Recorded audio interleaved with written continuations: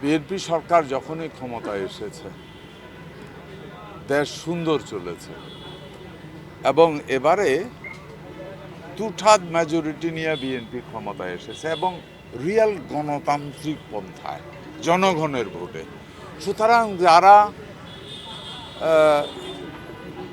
মনে কষ্ট পেয়েছে তাদের তো ষড়যন্ত্র থাকবে কি করে এই সরকারটাকে আনপপুলার করা যায়। আমরা চেষ্টা করেছি, এখন আমরা কঠিনভাবে সামনে এগিয়ে যাব।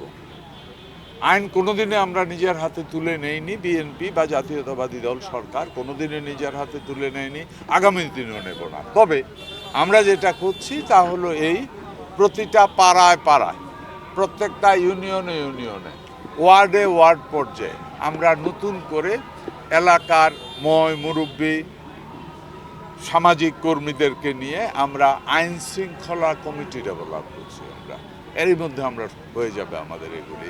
এটা হওয়ার পরে প্রশাসনকে, ওই কমিটি প্রশাসনকে সহযোগিতা করবে।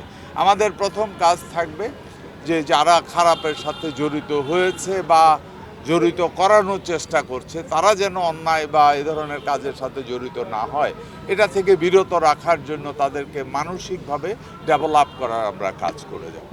যদি রেহাইতেই আমরা ওইখানে ব্যর্থ হই তখন আমরা আইনশৃঙ্খলা বাহিনীকে সহযোগিতা করে তাকে আইনের আশ্রয় দিয়ে দেওয়া হবে, আমাদের আর কিছু করার থাকবে না। বাট আমরা আশা করি আমরা যে নতুন পদক্ষেপ নিচ্ছি তাতে করে অনেক ডেভেলপ করে যাবে, আইনশৃঙ্খলা বাহিনী অনেক ভালো কাজ করতে পারবে ইনশাআল্লাহ। দ্বিতীয় প্রশ্ন ছিল আপনার চামড়ার বিষয়। অ্যাকচুয়ালি চামড়ার ব্যাপারটা আমার না, এটা বাণিজ্য মন্ত্রণালয়ে। আমার দায়িত্ব শুধু গরু জিন্দা থাকা পর্যন্ত। আপনি ভুলে যাবেন না আমি প্রাণী, হ্যাঁ, আমি বাণিজ্য নয়। তারপরেও এটা একটার সাথে একটা জড়িত।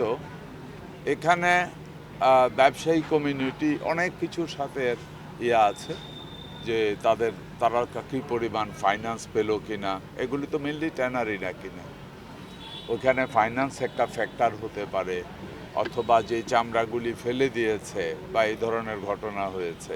চামড়া কিন্তু একটা নির্দিষ্ট সময়ের পরে উইদিন 4 to 5 hours চামড়ার ভিতরে পচন ধরে, এটা পচনশীল পণ্য।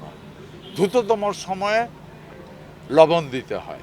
হয়তোবা দেখা গেছে কেউ হয়তো এমন হয়েছে সকালে গরু জবাই করেছে, সারাদিন এই গরমের মধ্যে ছিল, ওই দিন রৌদ্রটাও ছিল প্রখর, হ্যাঁ সারাদিন ছিল, কেউ হয়তো ওর কাছ থেকে কিনে নিয়ে গেছে বিক্রি করার জন্য, তখন সন্ধ্যা হয়ে গেছে। ইন দ্য মিন টাইম চামড়ার ভাষায় বলে হেয়ার সেল, মানে পচন ধরে গেছে। ওই পচা চামড়া কেউ 2 টাকা দিয়েও কিনবে না, এটাই হতে পারে।